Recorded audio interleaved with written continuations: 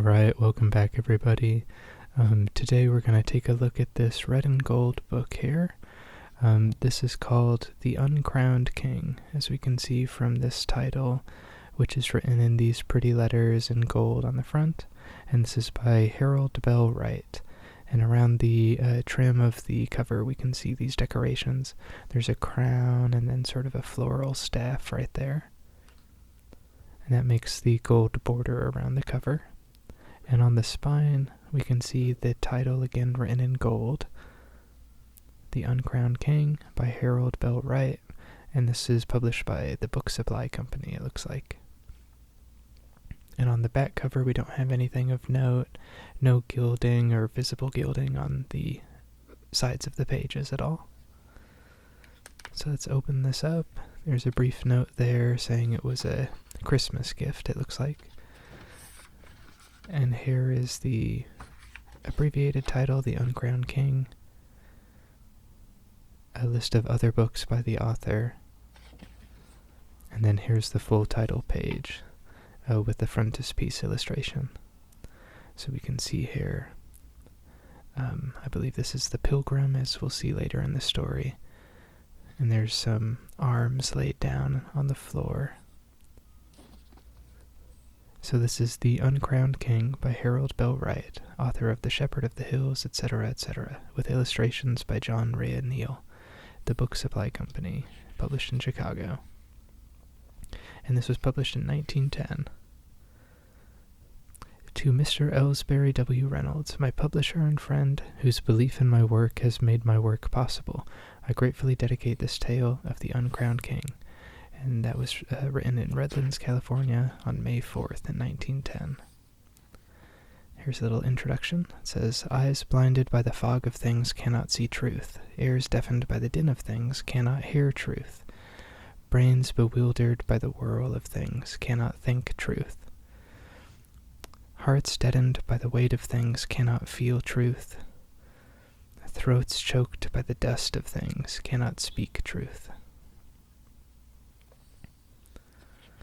And this story is sort of a parable about the progress of the self, I guess, on its journey through life.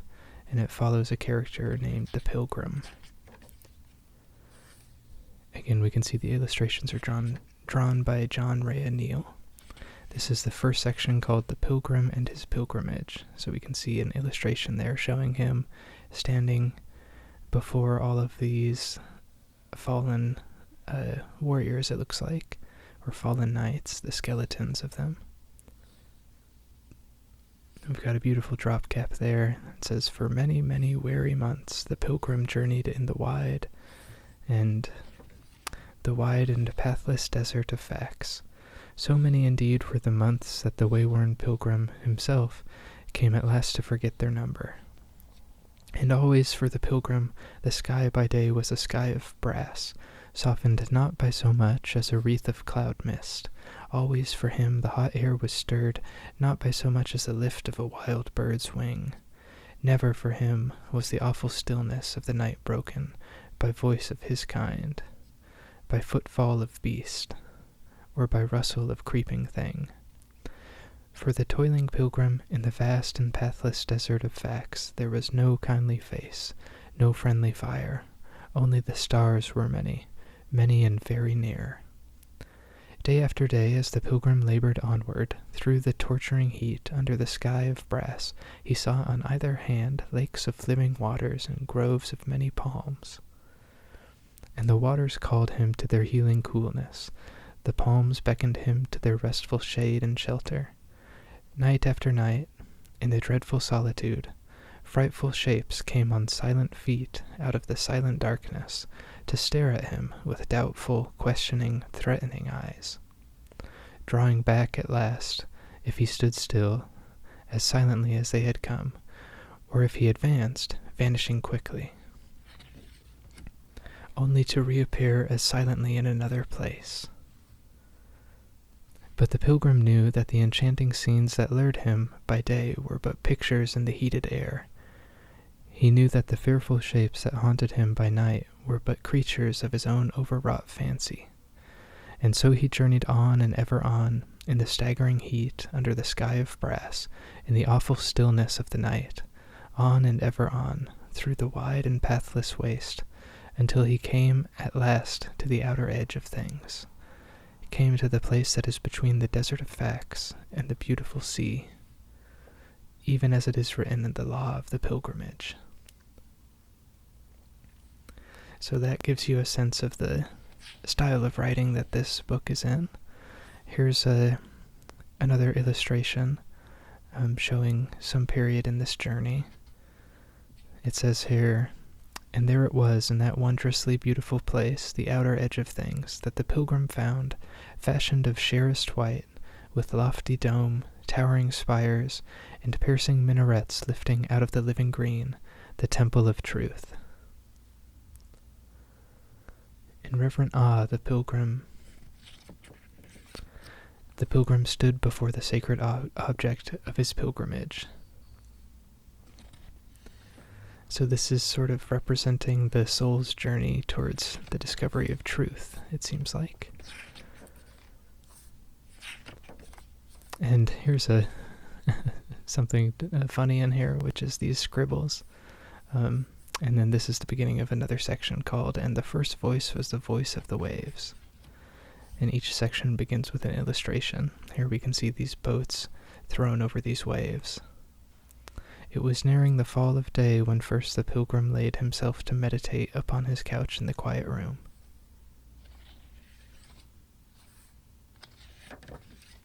So we're just flipping forward to get a sort of cursory look of this whole book and all the different illustrations that occur in it. Here's another one. We can see these two persons standing at the top of this tower, and then this wonderfully drawn flag waving above them. And these illustrations have a little bit of color to them, but I'm not sure that they're all sort of monochrome, but there's a slight color. It's sort of a green hue. And this page is torn a bit here on the right, as you can see. Here's another section, and the second voice was the voice of the evening wind. I love this illustration here of this fairy. We can see there's a bat and some birds flying around her as well. And the second voice was the voice of the evening wind. It was early twilight when the pilgrim in the quiet room returned to his couch and to his meditations. Without the temple, the last of the day was stealing over the rim of the world into the mysterious realm of the yesterdays.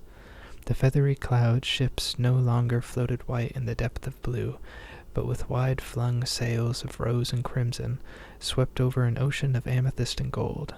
The ripples that ran on the beautiful sea were edged with yellow and scarlet flame, while leaf and blade and flower and bird and all of their kind and kin were singing their evensong. Sweetly, softly, the choral anthem stole through the open window into the quiet room. And after a little, the pilgrim heard whispering low in the twilight hymn the voice of the evening wind. Said the voice, "To thee, O Haji, I come from the boundless ocean above that begins wherever you are and extends farther away than the farthest point your thought can reach. I speak from out of the deeps beyond. I tell of the great that may be.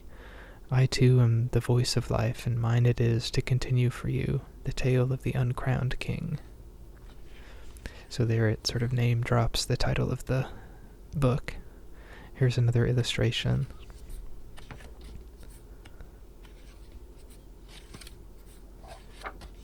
And this is the beginning of another section regarding the voice of the night. And the third was the voice of the night. We can see this ghastly Grim Reaper type here. It was full night when the pilgrim turned again to seek his couch.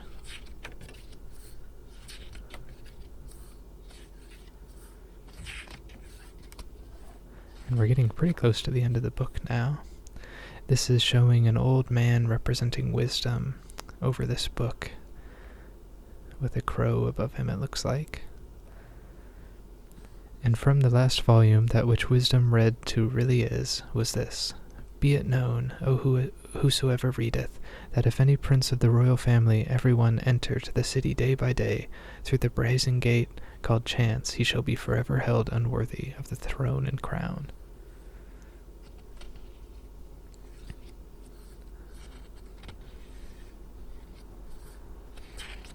Alright, so this is the last section, which is about the new day, the voice of the new day. And the fourth voice was the voice of the new day.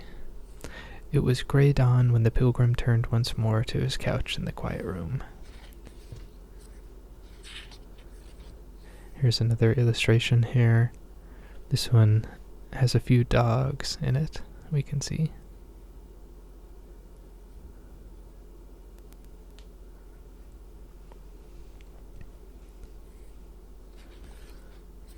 Alright, so that is pretty much the entire book there. At the end of the book, there's a few advertisements and sort of review quotes regarding Harold Bell Wright's other works. So here's a section for The Calling of Dan Matthews. And then we can see there's also The Shepherd of the Hills, and That Printer of Udell's. And then we've got the last flyleaf and the back cover. Alright, so that was The Uncrowned King by Harold Bell Wright, a sort of parable about the journey of the soul. And if you like the video, please leave a like and a comment and consider subscribing. Let me know what kinds of videos you want to see in the future, and stay tuned for next time. Thanks. Bye.